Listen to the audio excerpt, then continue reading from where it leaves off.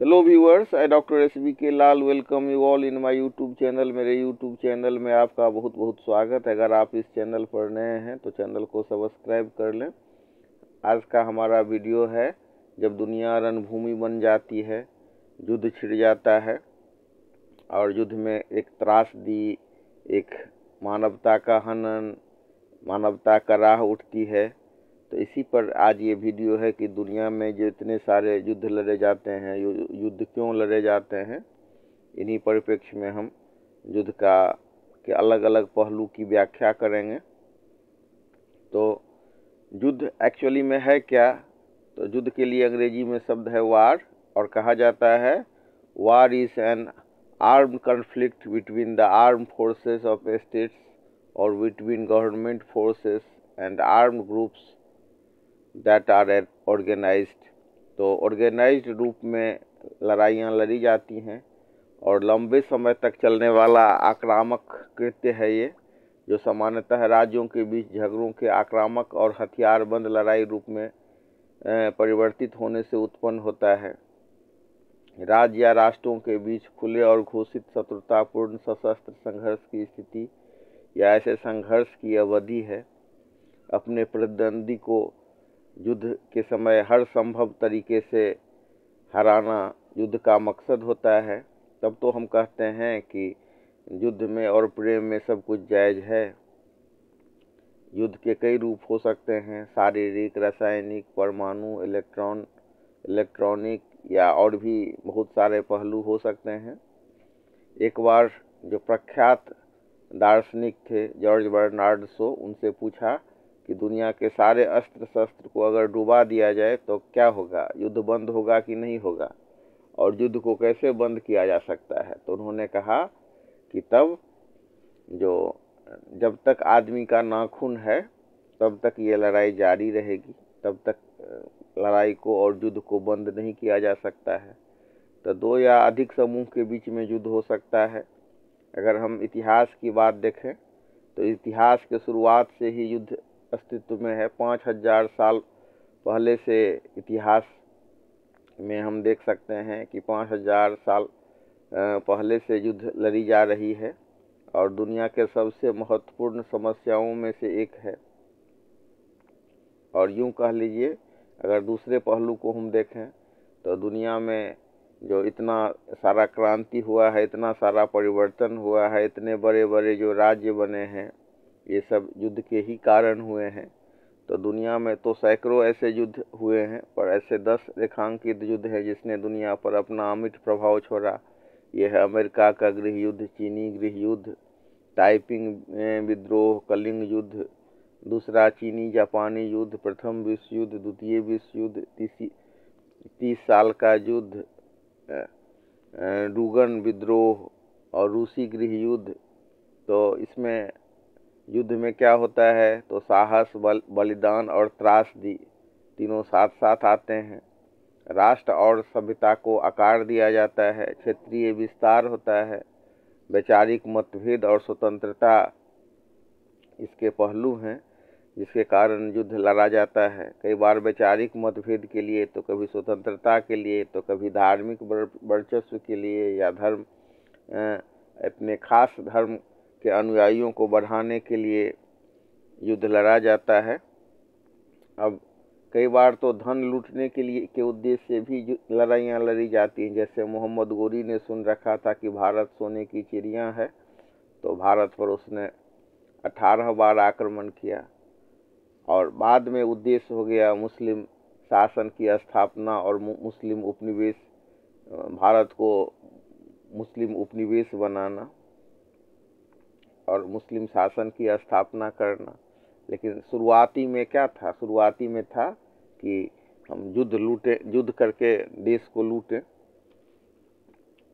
आज institute for economics and peace द्वारा एकत्रित आंकड़े के अनुसार वर्तमान में विश्व 56 युद्ध की विभीषिका का सामना कर रहा है, जिसमें विश्व के 92 देश सीधे सीधे या छद्म रूप से संलग्न हैं। अगर इसके कारण का विवेचन करें तो हम पाते हैं कि इसके मूल में धार्मिक कट्टरता, एक खास धर्म के अनुयायियों की संख्या बढ़ाना, तानाशाही, हथियारों का होड़, हथियारों की बिक्री इत्यादि है। प्रारंभ में ऐसा नहीं था। प्रारंभ में तो युद्ध का एक मकसद था। अगर हम भारत में बात करें तो एक, या पूरे दुनिया ही पर विचार करें तो एक कबीला दूसरे कबीला पर आक्रमण करते थे, और एक कबीला का जो आदमी है या प्रमुख होता था दूसरे कबीला पर कब्जा कर लेता था। और इसी तरह से अगर हम भारत की बात करें तो जनपद से महाजनपद हुआ, महाजनपद से फिर राज्य हुआ, राज्य से फिर साम्राज्य हुआ। और कई युद्ध तो ऐसे हुए जो मतलब निरर्थक कारण से हुए, अहंकार के कारण हुए, और कुछ युद्ध ऐसे हुए जिसने पूरे दुनिया को बदल डाली और बड़े बड़े साम्राज्य की नींव पड़ी। लेकिन अगर हम युद्ध की विभीषिका की बात करें तो इससे आंसू के सिवाय कुछ नहीं हासिल होता है। वर्तमान परिप्रेक्ष्य में हम देख सकते हैं, या पुराने ही परिप्रेक्ष्य को देखें तो भगवान कृष्ण ने क्या कहा था दुर्योधन को कि दे दो केवल 5 ग्राम, रखो अपनी मुट्ठी, रखो अपनी धरती तमाम। दुर्योधन यह भी दे न सका, आशीष समाज का ले न सका। तो कई बार ये अहंकार जो होता है वो बहुत रिस्पॉन्सिबल फैक्टर होता है। तो दुर्योधन ने कहा था कि हम सुई के नोक भर भी जमीन बिना युद्ध के नहीं दूंगा, और इसी से युद्ध की विभीषिका होती है। लेकिन आश्चर्य है कि इन लड़ाकों और इनके रहनुमाओं को हिंसा की कीमत, आंसू, मौत, बर्बादी विचलित नहीं करता। ये अपने धुन में लगे हैं और युद्ध लड़ना इनका पेशा जैसा हो गया है। 163 देशों पर किए गए अध्ययन से ज्ञात हुआ है कि 2008 से अब तक इनके ग्लोबल पीस इंडेक्स में 4.5% की कमी हुई है। अब और कारण की बात करें तो सैन्य तकनीक का विकास, प्रतिस्पर्धा, वर्चस्व, अर्थव्यवस्था बदले की भावना, धार्मिक सनक, अलग अलग क्षेत्र का अलग अलग कारण हो सकता है।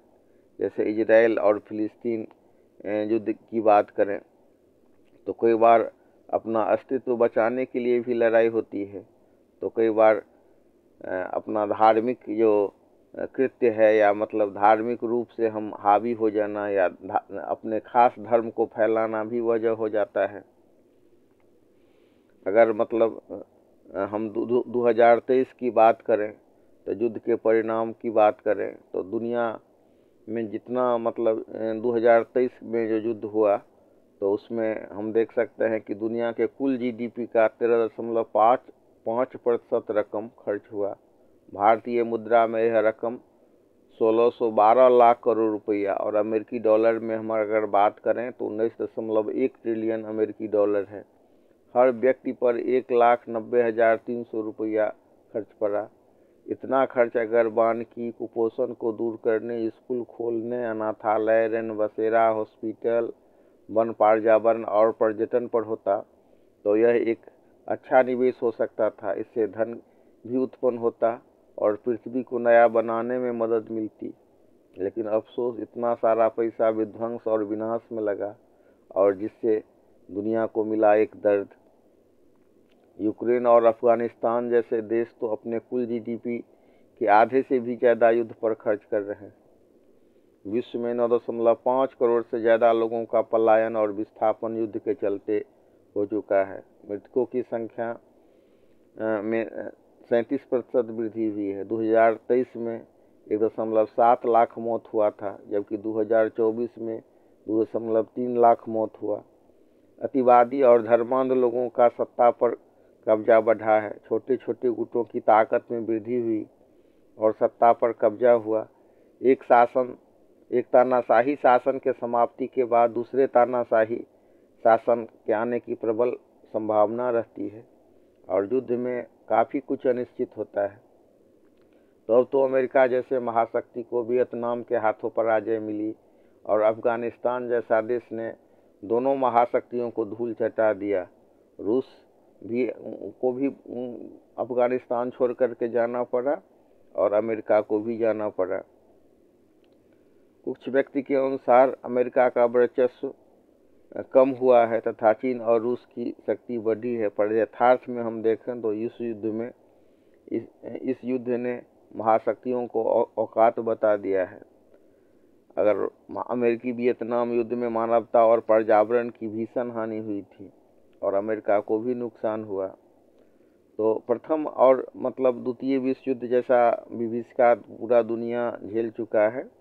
और पहले होता था कि शांति समझौता से दोनों देश के नेता या पक्ष और विपक्ष के दोनों नेता सब आकर के मिलते थे और हो जाता था। तो 1970 से पहले 23% संभावना होती थी कि शांति से समझौता हो जाएगा, लेकिन 2010 के बाद ये 4% पर ही रह गया। आजकल बहुत सारा तकनीक सब डेवलप हो गया है, ड्रोन हमला में वृद्धि हुई है। दुनिया में युद्ध का इतिहास बताता है कि मानवता के इतिहास जितना ये पुराना है। कुछ युद्ध में लाखों लोग मारे गए, अनेकों साम्राज्य ध्वस्त हुए, सारे शत्रु को नष्ट कर दिए जाने की प्रवृत्ति होती है इस युद्ध में। और ये शत्रु क्या होता है, कई बार तो हम देखते हैं कि ऐसे ऐसे देश आपस में लड़ते हैं जो पहले एक ही देश थे, और कई बार गृह युद्ध हो जाता है अपने ही देश में, अपने ही देश के अपने ही बंधु बांधव के साथ लड़ाई होती है। तो कई बार हम देख सकते हैं कि युद्ध में एक कबीला दूसरे कबीला को मिटा देना चाहता है, एक देश दूसरे देश को मिटा देना चाहता है। तो इस तरह से लंबे समय तक अगर युद्ध चलता है तो सिवाय क्षति के कुछ भी नहीं हासिल होता है। और अगर हम दुनिया में देखें कि कौन सबसे शांत देश है, तो सबसे शांत देश में आइसलैंड है जिसका रैंकिंग 1 है, फिर है Ireland ranking 2, Austria ranking 3, New Zealand ranking 4 और सिंगापुर रैंकिंग 5 है। और अगर हम दुनिया के सबसे अशांत देश की बात करें तो यह है अमन, सूडान, दक्षिण सूडान, अफगानिस्तान और यूक्रेन। तो अगर आर्थिक नुकसान की बात करें तो यूक्रेन का 68.6% नुकसान हुआ, अफगानिस्तान का 53.2 और 41.6% ये नुकसान इस रूप में है कि अपने जीडीपी का ये इतना युद्ध में ही व्यय करते हैं। और युद्ध का नतीजा अब कुछ नहीं निकलता है। पहले तो ये भी होता था कि एक देश दूसरे देश पर कब्जा कर लेते थे, लेकिन द्वितीय विश्व युद्ध के बाद से सिनेरियो बदल चुका है और युद्ध के कारण गरीबी, पलायन और मौत बढ़ता है।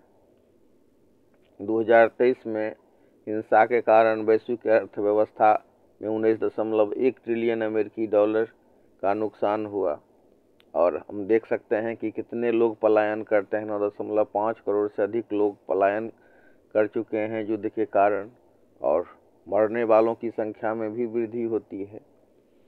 तो कहीं गृह युद्ध के रूप में, तो कहीं तख्तापलट के रूप में, तो कहीं सत्ता पर कब्जा करने के लिए हम अभी अगर आकलन करें तो 25 वर्ष में कई संघर्ष हुए हैं।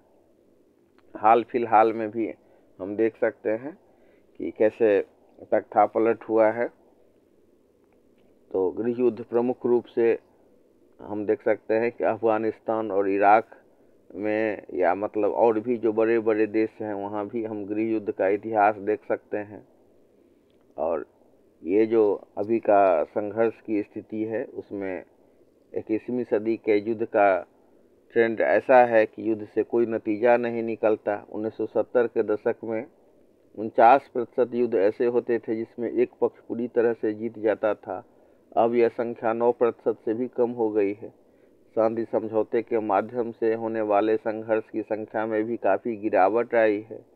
1970 के दशक में लगभग 23% से घटकर 2010 के दशक में सिर्फ ये 4% ही रह गई है।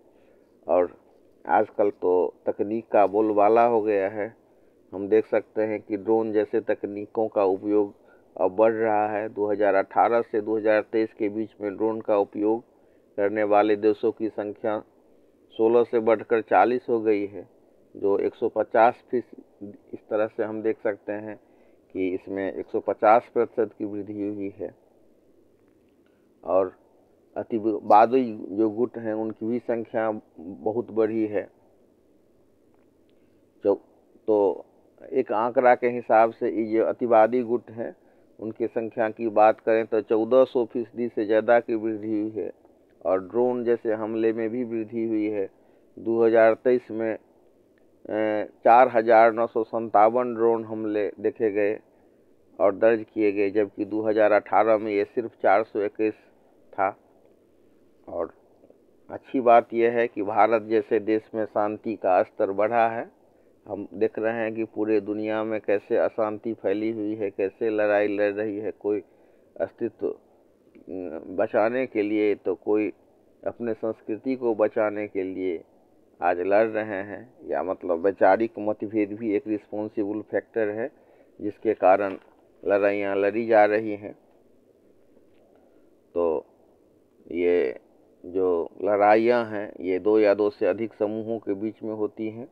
साम्राज्यवाद, धार्मिक और राष्ट्रवाद इसका मुख्य कारण होता है। और कई बार तो ये जो लड़ाइयाँ होती हैं उनमें जो कुछ भी हासिल नहीं हो पाता है।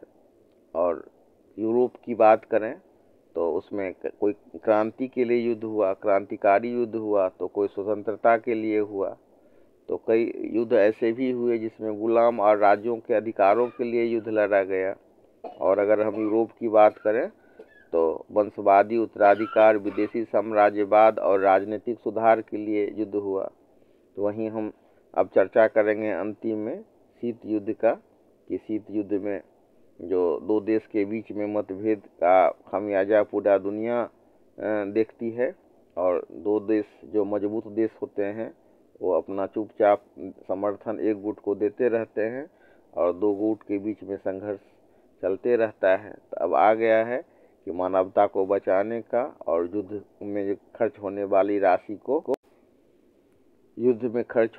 राशि को देश की प्रगति के लिए, मानवता के कल्याण के लिए, पूरा पृथ्वी के नवनिर्माण के लिए और जो फॉरेस्ट्री है, पर्यावरण है, उसके लिए लड़ाइयाँ लड़ी जाए। और अब एक मत से अब सारे लोग और दुनिया का जो जनमत है वो स्वीकार कर रहा है कि लड़ाई होनी चाहिए भूखमरी के विरुद्ध, अशिक्षा के विरुद्ध, कुरीति के विरुद्ध और अपसंस्कृति के विरुद्ध। तो इस लड़ाई से हम पूरे दुनिया को, अगर हम ऐसी लड़ाई लड़ते हैं तो हम पूरे दुनिया को जीत सकते हैं, जिसमें कि अमन होगा, चैन होगा। और अगर हम एक तरफ से देखें तो ये युद्ध एक पागलपन है और दुनिया को इस पागलपन से मुक्ति मिलेगी, तभी पूरा पृथ्वी एक सुंदर स्वर्ग बन पाएगा। इसी कामना के साथ ये वीडियो प्रस्तुत है।